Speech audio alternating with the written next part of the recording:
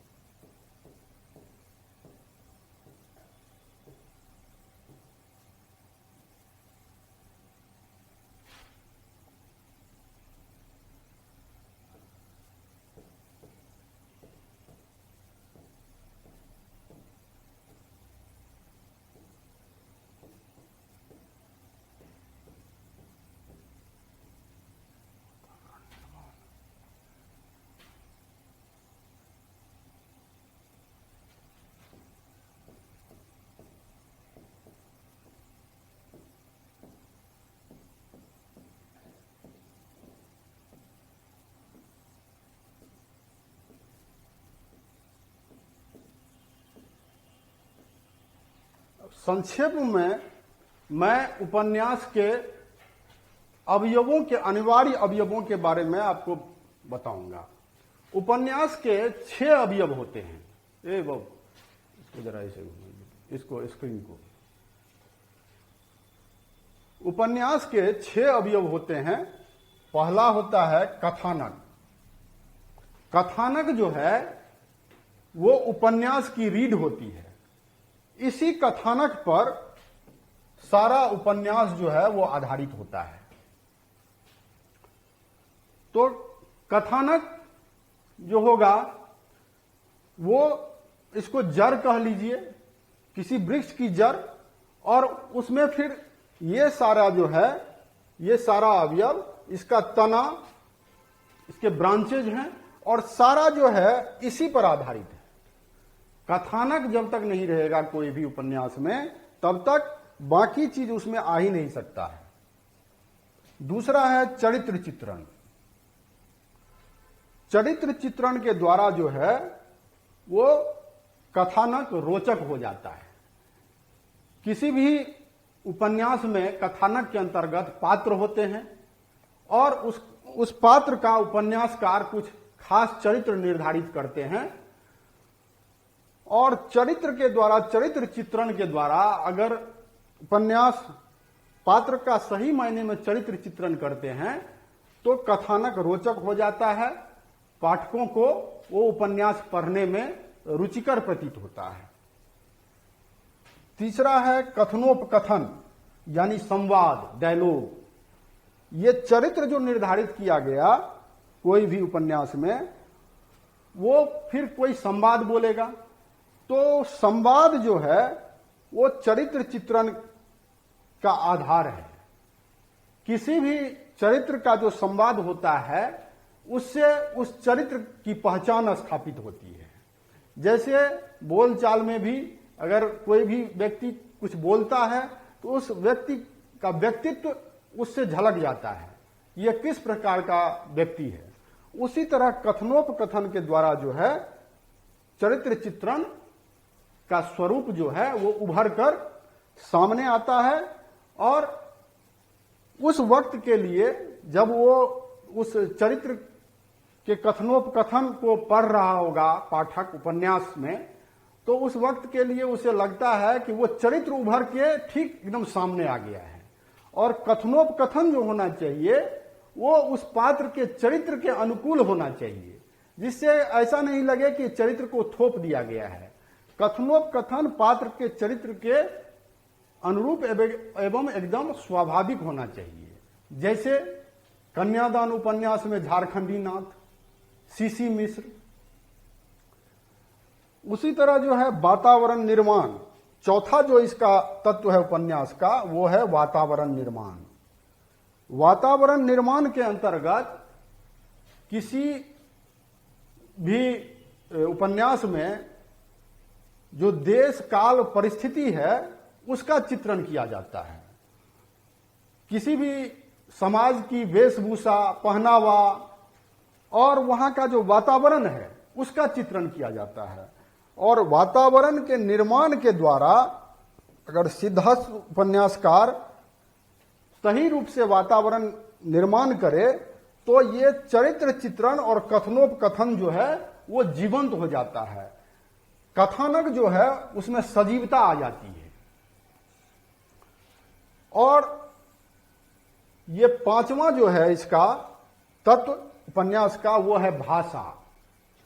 भाषा, किस तरह के भाषा का प्रयोग हो उपन्यास में जो पाठकों को रुचिकर लगे, भाषा में लोकोक्ति और मुहावरों का प्रयोग हो, भाषा जो है वो स्वाभाविक भाषा हो।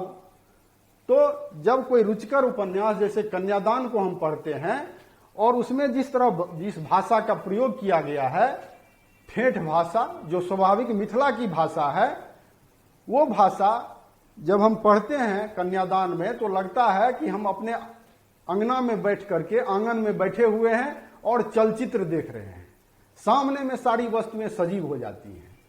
तो भाषा भी जो है उपन्यास के लिए बहुत महत्वपूर्ण है। और छठा है शैली। शैली जो है वो भी उपन्यास के लिए महत्वपूर्ण है। जैसे किस शैली में उपन्यासकार ने उपन्यास को लिखा है, तो शैली जो है जैसे हास्य व्यंग का प्रयोग प्रोफेसर हरिमोहन झा ने शैली के रूप में किया है, उसी तरह अन्य उपन्यास भी जो है उसमें किस तरह की शैली का प्रयोग किया गया है। जैसे कुछ आंचलिक उपन्यास भी हैं मैथिली में, तो आंचलिक उपन्यास में उस अंचल की जो भाषा है उस भाषा का प्रयोग, जो वहां की जीवन शैली है उसका प्रयोग, उसका चित्रण, और किस शैली में उपन्यासकार उपन्यास लिखता है तो वो शैली महत्वपूर्ण हो जाता है। और सातवां इसका जो है अवयव है वो है उद्देश्य। किस उद्देश्य से उपन्यासकार ने उपन्यास लिखा है। उपन्यास लिखने का उद्देश्य जितना भी महान होगा उपन्यास उतना ही प्रसिद्ध होगा और वो समाज के लिए हितकर साबित होगा, पाठकों के लिए रुचिकर होगा। तो ये 7 तत्व हैं उपन्यास के।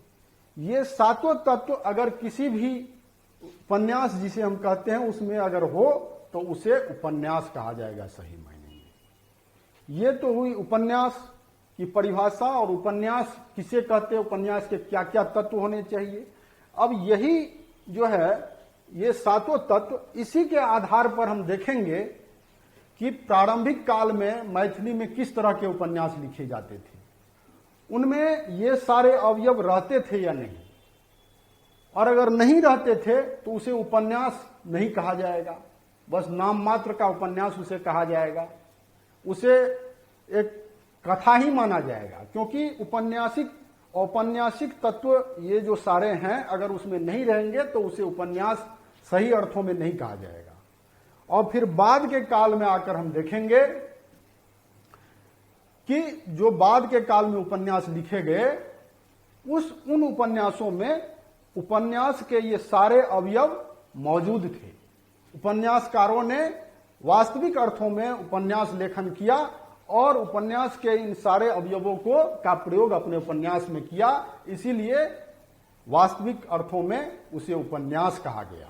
और वहां से आधुनिक मैथिली उपन्यास का विकास काल जो है वो प्रारंभ होता है।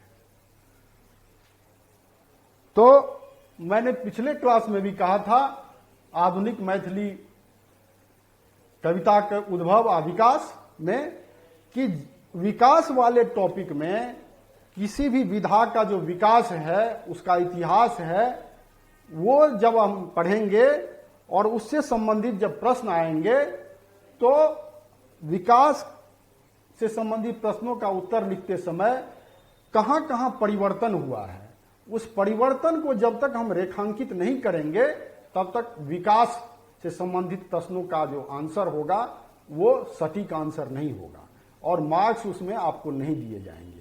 तो पिछला वीडियो आप जाके देख लीजिए जो आधुनिक मैथिली कविता का उद्भव और विकास पर मैंने बताया है। अभी यहां देखिए,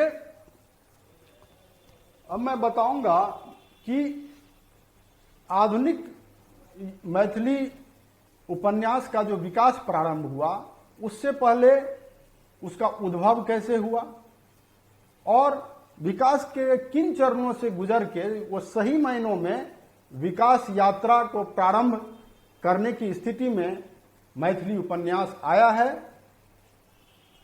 वो मैं बता रहा हूं।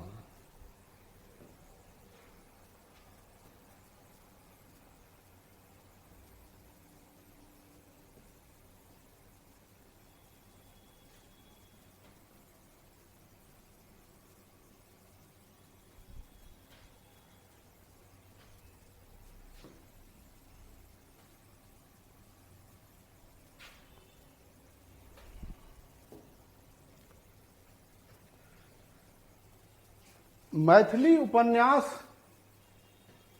को अध्ययन के दृष्टि से, अध्ययन में सुविधा की दृष्टि से जब से उसने जन्म लिया और अपनी विकास यात्रा प्रारंभ की, उसको विभिन्न चरणों में बांट के मैं बताऊंगा कि कहां से उसका उद्भव हुआ और उसका काल क्या था और फिर काल क्रमानुसार कैसे उसने विकास किया।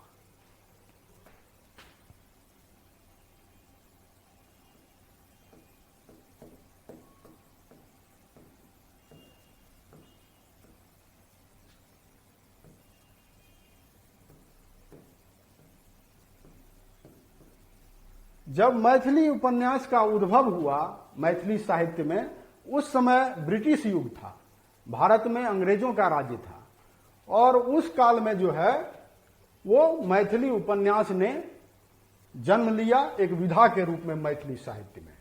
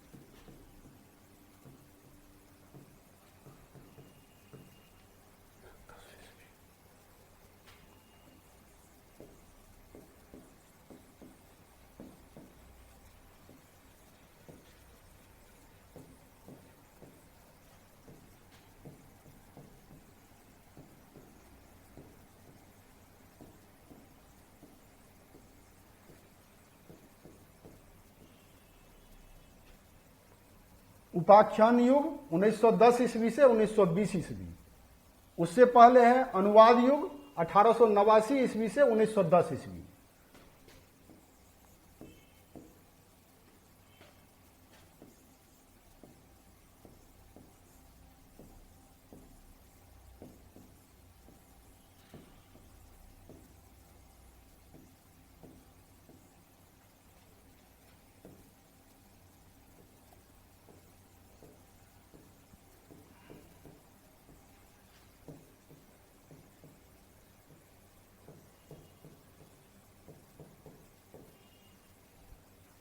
प्रारंभिक युग या आरंभिक युग उपाख्यान युग के बाद आता है प्रारंभिक युग, जिसका काल है 1920 ईस्वी से लेकर के 1931 ईस्वी तक।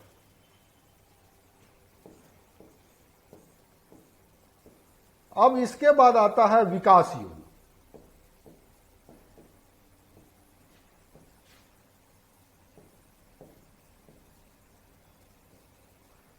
विकास युग जो है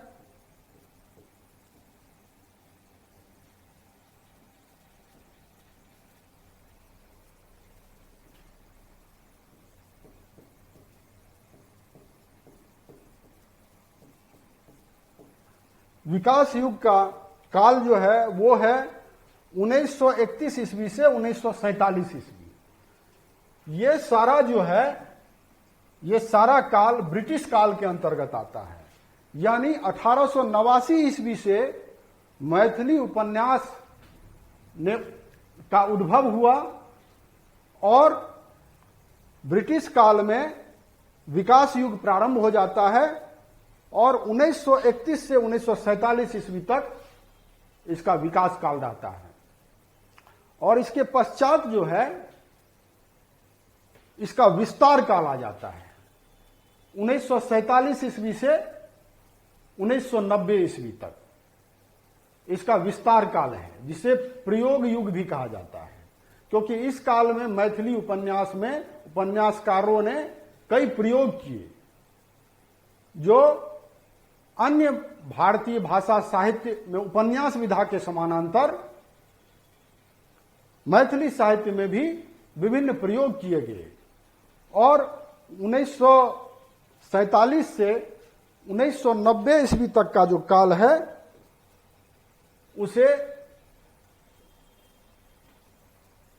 स्वतंत्रता काल कहा जाता है।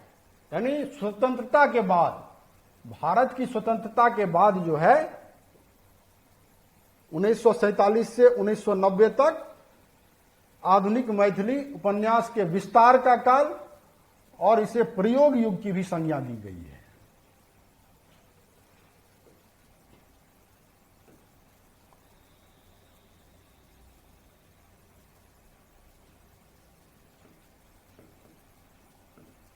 वो पिछला काल जो था 1889 ईस्वी से लेकर के 1947 ईस्वी तक वो ब्रिटिश काल के अंतर्गत था। अब ये स्वतंत्रता काल, स्वतंत्रता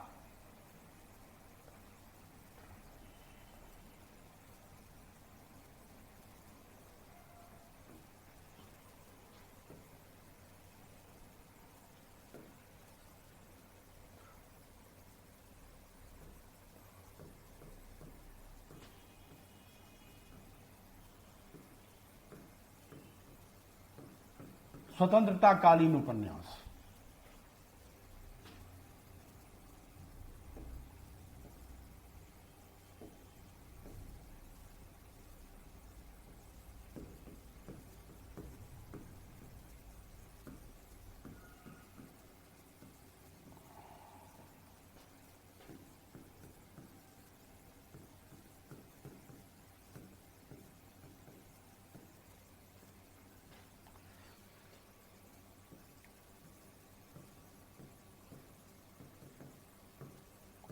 उन्नीस सौ 1947 से 1990 ईस्वी तक।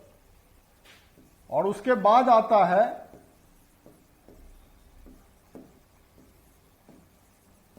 संक्रमण काल 1990 ईस्वी से प्रारंभ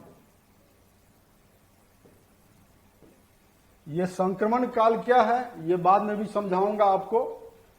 ये काल जो है 1947 से 1990 तक ये आधुनिक मैथिली उपन्यास के विस्तार का काल रहा है, जिसमें सही अर्थों में मैथिली उपन्यास ने अपने विकास के विभिन्न आयामों को छुआ था। और उसके बाद आ जाता है संक्रमण काल, जो कि 1990 ईस्वी से प्रारंभ होता है। कतिपय कारणों से 1990 के बाद जो है मैथिली भाषा एवं साहित्य में उपन्यास बहुत कम लिखे जाने लगे, इसीलिए इसे संक्रमण काल कहा गया है। जो संक्रमण काल न्यूनाधिक रूप में अभी भी जारी है। ठीक है, इतना तक समझने में कोई दिक्कत?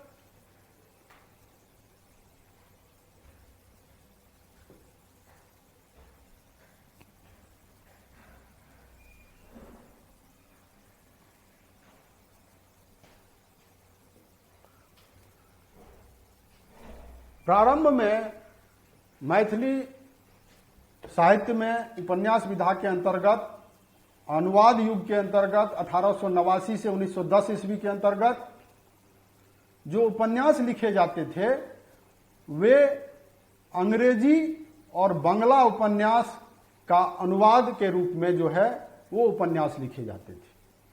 अंग्रेजी भाषा के उपन्यास और बांग्ला भाषा के उपन्यासों का अनुवाद मैथिली साहित्य में जो है उपन्यास के रूप में किया जाता था, इसीलिए उसे अनुवाद युग कहा गया है।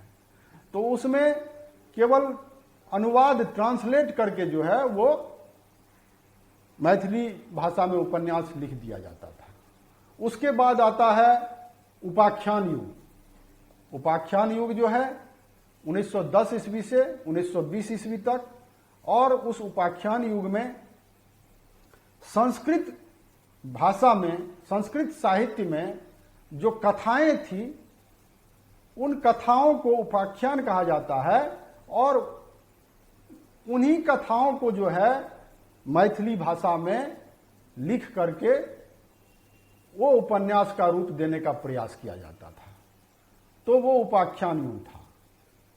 उसके बाद जब मैथिली भाषा में मूल रूप से उपन्यास लिखे जाने लगे तो वो उसका आरंभिक काल था, जो कि 1920 ईस्वी से लेकर 1931 ईस्वी तक का काल था। और उसमें जो पहला उपन्यास लिखा गया वो था निर्दयी सासू,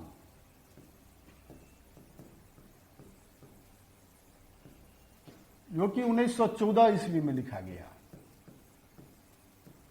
और इसके लेखक थे जनार्दन झा जनसीदन। ये जनार्दन झा जनसीदन मैथिली उपन्यास विधा के जन्मदाता थे। यद्यपि इन्होंने जो उपन्यास लिखा, निर्दयी सास 1914 ईस्वी में पहला उपन्यास, उसके बाद शशिकला लिखा, फिर पुनर्विवाह लिखा। तो इन सारे उपन्यासों में जो औपन्यासिक अनिवार्य तत्व मैंने बताए कि 7 तत्व होते हैं उपन्यास के, उसका अभाव था इनके लिखे हुए उपन्यासों में। इसलिए इसे उपन्यास की संज्ञा सही अर्थों में नहीं दी जा सकती, परंतु प्रारंभिक काल का वो इनका लिखा हुआ जो उपन्यास है उसने मैथिली साहित्य में उपन्यास विधा की नींव डाली इन्होंने। और इसी काल में फिर अन्य उपन्यास भी लिखे गए। सुमति रासबिहारी दास द्वारा लिखा गया, रमेश्वर जीवछ मिश्र द्वारा लिखा गया, चंद्रग्रहण कांचीनाथ झा किरण के द्वारा लिखा गया। तो आरंभिक काल के जो उपन्यास थे उसमें जो है मुख्यतः जो मिथिला की वैवाहिक समस्या थी उसको रेखांकन किया गया, उसका चित्रण किया गया। और मिथिला समाज के अभिजात्य वर्ग में जो है उस समय ये वैवाहिक समस्या बहुत जटिल समस्या थी, जिसमें बहु विवाह, वृद्ध विवाह, इसके बाद जो है बाल विवाह, ये सारी कुप्रथाएं थी। और उस काल के उपन्यासकारों ने बस इसी जो वैवाहिक समस्या थी उसी को चित्रित किया, और जन सामान्य में की जो अन्य समस्याएं थी उसको उपन्यास में उन्होंने नहीं लाया। और ये वैवाहिक समस्या जो है मिथिला समाज में इतनी जटिल थी कि बाद के काल में भी हम देखेंगे कि आरंभिक काल के बाद जब विकास काल में हम आते हैं, जो कि 1931 ईस्वी से लेकर 1947 ईस्वी का काल है, उसमें भी वैवाहिक समस्या पर ही कई उपन्यास लिखे गए हैं। इससे ये समस्या कितनी जटिल थी मिथिला समाज में, इसका अंदाजा लगाया जा सकता है। और उस समय के जो उपन्यासकार थे आरंभिक काल के, वो मुख्यतः ब्राह्मण और कायस्थ समाज से संबद्ध रखते थे। इसीलिए चूंकि ये उनके समाज की मुख्य समस्या थी, तो उन्होंने इसी समस्या को अपने उपन्यास में जो है वो रेखांकित किया है। और परवर्ती काल में जब समाज के निम्न मध्यम वर्ग और निम्न वर्ग के उपन्यासकार साहित्य से जुड़े, तो उन्होंने जो समाज के निम्न तबके की समस्या है, जो उनका शोषण है, जो उन पर अन्याय हुआ, जो अत्याचार किए गए, जो जमींदारों के द्वारा जो सर्वहारा वर्ग का शोषण किया गया, उसको दिखाया गया है और उसके विरुद्ध जो है वो आवाज भी उठाई गई है। तो वो बाद के काल में जाकर हुआ। तो इन सारी चीजों को कहां कहां परिवर्तन हुआ है, वो सारा चीज आपको दिखाना पड़ेगा, तब जाके उपन्यास से संबंधित जो है जो प्रश्न पूछे जाते हैं उस पर आप सटीक आंसर लिख पाएंगे और आपको अंक भी भरपूर मिलेगा। आइए अब जो है, ये तो संक्षिप्त मैंने बताया, अब पीडीएफ के माध्यम से मैं विस्तार से आधुनिक मैथिली उपन्यासक उद्भव और विकास पर एक एक चीज मैं आपको समझाता हूं।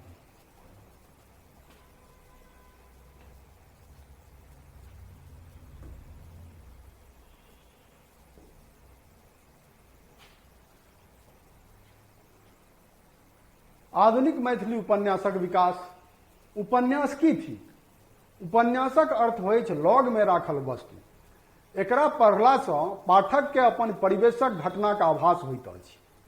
उपन्यास के गद्यक महाकाव्य कहल जाइत अछि, कारण कथा वस्तुक दृष्टिकोण सँ ई विविधतापूर्ण होइत अछि आ एकर स्वरूप विराट होइत अछि। एहि में मानव जीवनक व्यापक आ सांगोपांग चित्र उपस्थित होइत अछि, तें एकरा पॉकेट थिएटर सेहो कहल गेलैक अछि। कोनो गद्य के उपन्यास तखने कहल जा सकैत अछि जहन ओहिमे किछु जे ओकर निश्चित तत्व छै, अनिवार्य तत्व छै, ओ विद्यमान होइक। ओ तत्व सब जे छै अहाँके पहिनेयो बतेलहुं, कथानक, चरित्र चित्रण, कथनोपकथन, वातावरण निर्माण, भाषा, शैली आ उद्देश्य, ई जे छै उपन्यास का अनिवार्य तत्व थिकै। और ई सबटा जे छै जखन कोनो गद्य विधा में रहतै तखने ओकरा उपन्यासक संज्ञा देल जेतै। भारतीय भाषा साहित्य में उपन्यास विधा के जन्म पश्चिमी साहित्य से भेल आ पाश्चात्य साहित्यक संपर्क में आब बंगला भाषा में जे छै से उपन्यास लिखल जाय लागल आ तकर बाद मैथिली साहित्य में सेहो उपन्यास विधा के जन्म भेल। मैथिली साहित्य में तकर बाद जे छै से रचना प्रारंभ भेल। मैथिली साहित्य में उपन्यासक जन्म से लऽ कऽ ओकर विकास आ विस्तार के कालक्रमानुसार निम्नलिखित कालक्रम में जे छै से बांटल जा सकैत अछि। अनुवाद युग 1889 ईस्वी से 1920 ईस्वी तक, उपाख्यान युग 1910 ईस्वी से लेकर 1920 ईस्वी तक, प्रारंभिक युग 1920 ईस्वी से लेकर 1931 ईस्वी तक, विकास युग 1931 ईस्वी से लेकर 1947 ईस्वी तक, और ये सभी जो है अनुवाद युग से लेकर के और यहां तक विकास युग तक जो है 1947 ईस्वी तक, ये ब्रिटिशकालीन युग के अंतर्गत आ जाता है। और उसके बाद विस्तार युग 1947 ईस्वी से 1990 ईस्वी तक, इसको प्रयोग युग भी जो है कहा गया है। और उसके बाद संक्रमण युग 1990 ईस्वी से प्रारंभ, और ये स्वतंत्रता कालीन युग कहा जाता है। मैथिली साहित्य में जे छे वास्तविक अर्थ में उपन्यासक जन्म कन्यादानक रचना द्वारा भेल, जे 1933 ईस्वी में लिखल गेल। ओहि से पहिने जे उपन्यास लिखल जाइत छल ओकरा आकार प्रकार आ रचना के दृष्टिए भनहि उपन्यास नाम दऽ देल जाय, मुदा ओहि में औपन्यासिक अनिवार्य तत्व विद्यमान नहीं रहैत छल।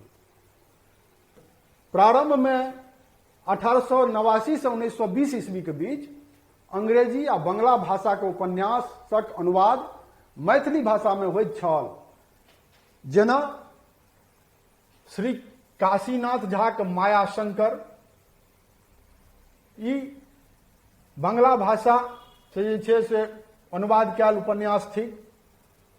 और शिवानंद चौधरी के कपाल कुंडला, ई अनुदित उपन्यास थी, ट्रांसलेटेड। ओकर बाद जे छै उपाख्यान युग शुरू होइत अछि, जे कि 1910 ईस्वी से 1920 ईस्वी तक। और उपाख्यान के अंतर्गत जे छै उपन्यास सब संस्कृत कथा के आधार पर लिखल जाइत छल, जेना तुलापति सिंहक मदनराज चरित, श्री कृष्ण ठाकुरक चंद्रभागा, सब उपाख्यान के रूप में संस्कृत कथा का आधार पर ई उपन्यास सब लिखल गेल। एही उपाख्यान पर आधारित मूल उपन्यास आ अनुदित यानी ट्रांसलेटेड उपन्यास सबसँ विशेष तऽ किछु नहीं भेल, परंतु लोक में उपन्यास पढ़बाक ओ लिखबाक रुचि अवश्य जागल। उपन्यास पढ़बाक आ लिखबाक रुचि जे छै ओ अनुवाद जे मैथिली उपन्यास के कैल गेल, मैथिली उपन्यासक रूप में दोसर भाषा से, और उपाख्यानक रूप में जे उपन्यास लिखल गेल, ओहिसँ मैथिली पाठक